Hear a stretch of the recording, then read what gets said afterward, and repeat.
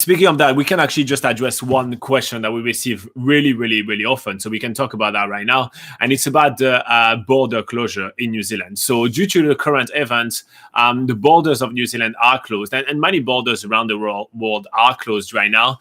And it's likely that they will remain closed for quite a while.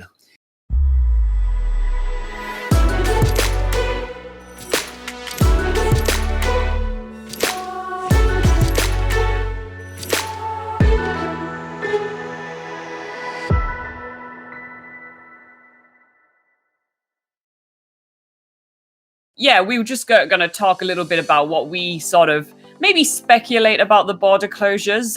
Obviously, it's not official information, but from various government sources, that sort of thing, like official sources, we've kind of got a bit of a touch on what the border closures may look like in the upcoming future.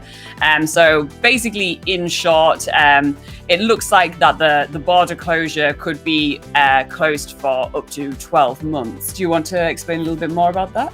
Yeah, so just before we get started, so the first thing that I want to point out is that what we're going to be saying right now is our speculation, and it's not 100% true, and I'm going to explain to you why we are thinking that. So the New Zealand Treasury Department, which is basically the part of the New Zealand government which oversees the economy and help advise the government on economic policy. They have released a report analyzing the consequences on the economy of the current situation, right? And in this report, they outlined 5 different scenarios. So there is a chart in the report that has 5 different scenarios. And all the scenarios highlighted include some kind of border closure for 12 months. So this New Zealand Treasury did not even consider any option that would not include a border closure for up to 12 months. So that means that we are thinking that this is likely to be the case. Also, well, there is just no cure or anything like that right now. So you can't guarantee the health and safety of everybody or anyone coming in. Now, couple of caveats right here. First up, that doesn't mean that the border is going to be fully closed for a whole 12 months. It's likely that most countries will actually reopen gradually. So, for example, they will reopen probably to Australia first, because New Zealand and Australia have really good ties, and also because they're two kind of isolated places, so you are likely to kind of contain things easier. New Zealand is also likely to open its border to the South Pacific Islands as well, because the South Pacific Islands so far only have a very, very little amount of cases and are also very isolated as they are islands. So your country where you're from, should it be the US, or should it be India, or should it be China, or should it be the Europe, or anything like that, your country, it may not be locked out of New Zealand for a whole 12 months. It may just be locked out of New Zealand, let's say, for 8 months, and then this other country is going to be 12 months, and so on, monitoring the situation in each of those countries. So that's one of the kind of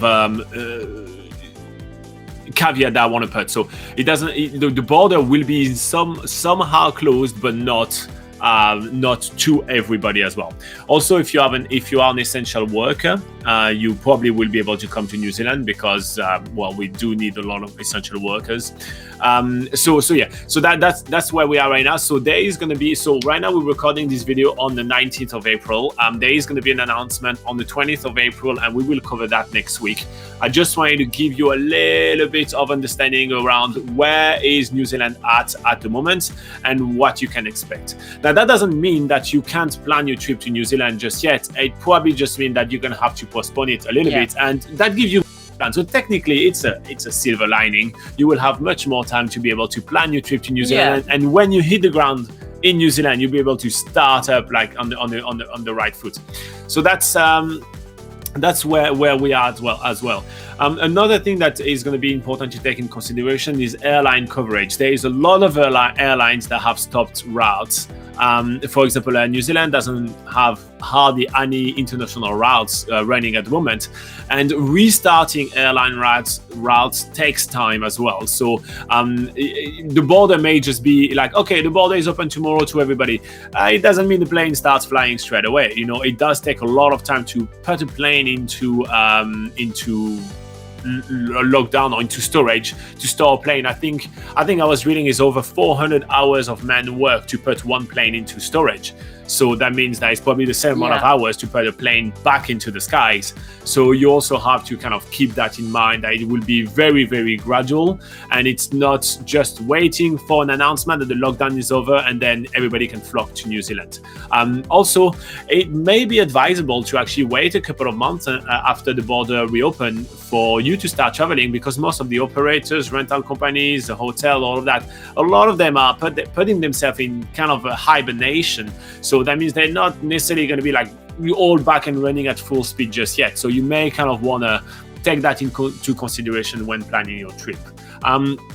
Obviously, this is not to say don't plan your trip to New Zealand at all. It's just to give you a little bit of context, as it is a question that we probably received at least 100 times this week. So I thought we would address that. Again, mostly speculation. Is just based on the report from the New Zealand Treasury Department, and there will be an announcement this coming week, and we will cover that next Sunday. Yeah, exactly. As soon as there are official announcements, and we do have some actual, official information, like we've done in past videos, we will do a special video dedicated to the changes of travel restrictions and stuff to New Zealand. So yeah, so you guys stay up to date with that. Yeah.